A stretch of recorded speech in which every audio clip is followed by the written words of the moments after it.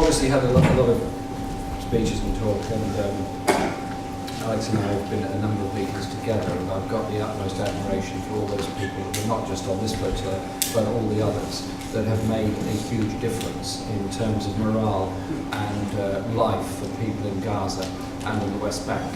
It's also made a difference to the Palestinian leadership, because if you think to the Operation Cast Lead, when the Israeli bombardment started in December 2008, moving into January 2009, the initial response of the leadership in Gaza was obviously one of total opposition to Operation Cast Lead. The initial response from the West Bank was not particularly supportive, and sort of made indications that your political actions have brought this about.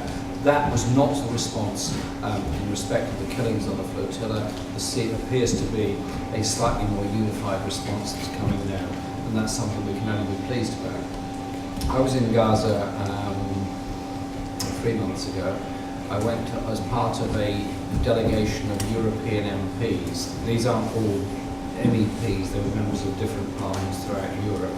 I think there were 13 countries represented, and we went via Cairo and buses to Rafah, and then across the Rafah crossing, and then into Gaza, where we spent some days there, visiting a number of places, meeting a lot of people from all parties, and then back in Cairo, meetings with the Foreign Ministry and the Arab League. And in Gaza we also met the UN. I've been in Gaza on 5 different occasions over the years, and every time I go there, you feel angry at the way you have to try and get in and argue and argue and argue. Even on one occasion when I was a UN official election observer, I still had a huge problem just getting in to observe the elections. And one's full of admiration for the way people survive, what they do, and how they're trying to make their lives. And you try to put yourself in the position of young people growing up in Gaza, because it is a very young population. It's a very well-educated population. The education system is good, the schools are good, the universities are good, the numbers of people that have got postgraduate qualifications is very high. And then it stops. You either get a job with the UN, the authority, or nothing. We walked or drove past miles and miles of shuttered up stalls and shops, because there was 2 things you need to run a business. You need some goods to sell and some people to buy it. There are no goods to sell and nobody had any money to buy it, so dead, absolutely dead economy. And for the first time I noticed, and people told me about, degrees of antisocial behaviour by young people, degrees of drug taking, degrees of sort of general anger with society, and not seeing any political way out of it. It's not surprising, because with 1.5 million people in prison, watching the rest of the world through television and computer screens and nothing else, no possibility of travelling, very little possibility of working, and knowing that this ever-present threat is over your head. There are aircraft flying frequently, supersonic booms as well at times, just to keep people awake. Bombing and targeted bombing, or untargeted bombing in the case of Operation Cast Lead.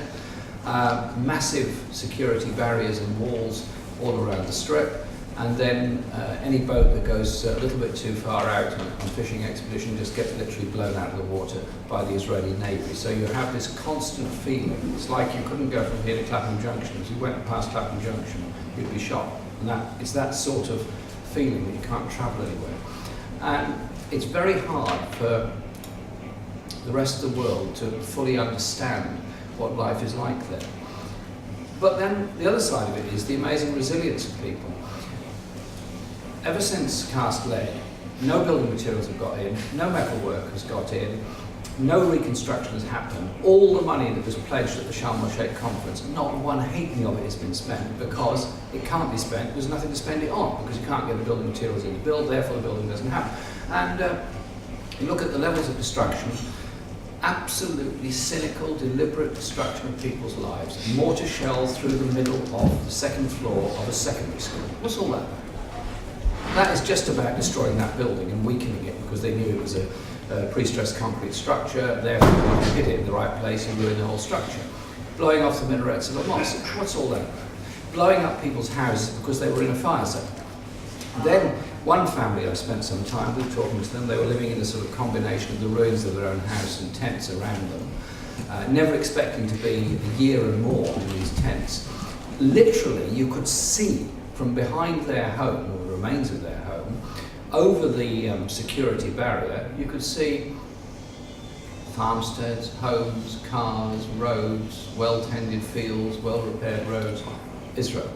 So you live in this hellhole of depression, fear and poverty, knowing that yards away there are people living first world existence. And if you look at the consequences of the terrible disasters in Haiti, yes, there's lots of incompetence and corruption and everything else, but the basic cause was a natural disaster. Look at a tsunami, look at a volcano, look at anything like that. This is absolutely deliberately made by humankind in order to punish somebody else. It's just collective punishment on a grand scale. And that is what we have to oppose. And the flotillas that have gone have made a difference. Not necessarily in the volume of goods got through, because the needs are absolutely enormous, but they've helped to highlight the situation. And whilst the siege has by no means been lifted, the effects of the killings on the flotilla last week have meant that Israel has been forced to change its strategy over the past 2 weeks. I watched this in Parliament. When the statement was made straight after the killings, not one MP got up to defend Israel, whereas normally there's whole fights of MPs get up and defend whatever appalling action Israel has undertaken. Not one. The field was open to those of us speaking up about Israel's crimes, breach of international law, breach of UN, and the poverty of Gaza. We then had a debate last week, a 1.5-hour debate on the situation in the Middle East. It was a Middle East debate, but it turned into basically a debate about Gaza. And they all turned up with a prepared script. I'm sure your friend Ron Prosser wrote them, because they all came up with the same key words. It's too similar, yeah. It was rather like sort of reading a European document looking for the buzzwords. And the buzzwords were Israel's need for security, and then the extremism of the people on one ship, and the existence of Turkish militants on that vessel. And it came through every single speech. This stuff came through, avoiding the wider issue.